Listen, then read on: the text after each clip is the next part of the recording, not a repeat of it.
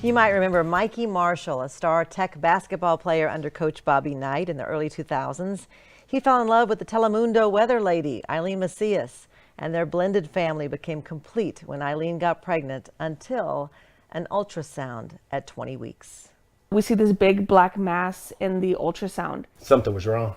Lucky for Mikey and Eileen, Dr. Ed Yeomans was nearby, chairman of the Department of OB/GYN at Texas Tech and chief of the Center for Perinatal Medicine. He's like, we need to talk about the ultrasound. And I said, is it normal? And he said, no. Their baby, a boy named Brixton, appeared to be a textbook case of prune belly syndrome. Some of them die before birth, and some of them die shortly after birth. Dr. Yeomans explained that instead of a little spot like this on an ultrasound, the bladder becomes enormous in prune belly syndrome, almost as big as the head. 1 in 30,000 to 1 in 50,000 babies suffer from prune belly syndrome.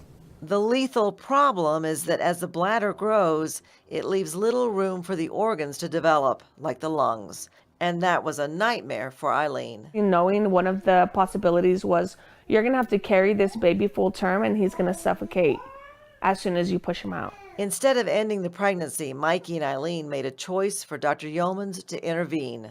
He saved our son. 16 weeks before Brixton was born, Dr. Yeomans inserted a long needle into Eileen's belly. And then into Brixton while he was still in my stomach, and into his bladder then. To drain off all the fluid and cause the bladder to shrink down to nothing. But still a high-risk pregnancy right up until the moment of delivery. And we had no idea whether Brixton would breathe on his own or whether he would just get hypoxic and die. Whenever he did take a breath and he started screaming, I was like, oh my God. It was like the best sound ever. Shoot it. Wicked. The story might end here after the miracle of birth, but now, just after his first birthday, Brixton needs another miracle. Before, he looked so normal.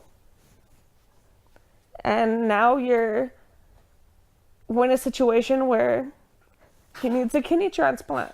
You see, when his bladder shrunk, his lungs developed, but his kidneys did not. And Mikey and Eileen knew that eventually... I just said, we're doing it. That's what we're doing. You know, I'm giving him my kidney, and that's the plan from here moving forward. That's the plan, but the challenge is getting Brixton big enough to house an adult kidney, since he also has failure to thrive.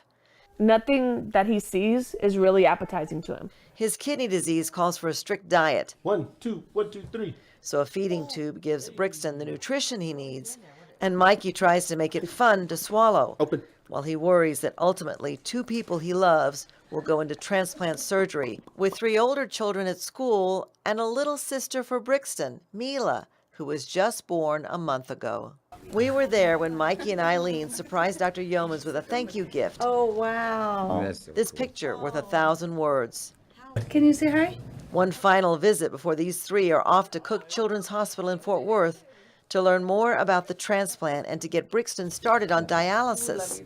One more hurdle for a little miracle who has beaten the odds even before birth. There's a lot of setbacks in the field of maternal fetal medicine, but Brixton has the potential to be a huge success story. And already, all 3 of us, Mikey and Eileen and I, really feel good that we've made it this far.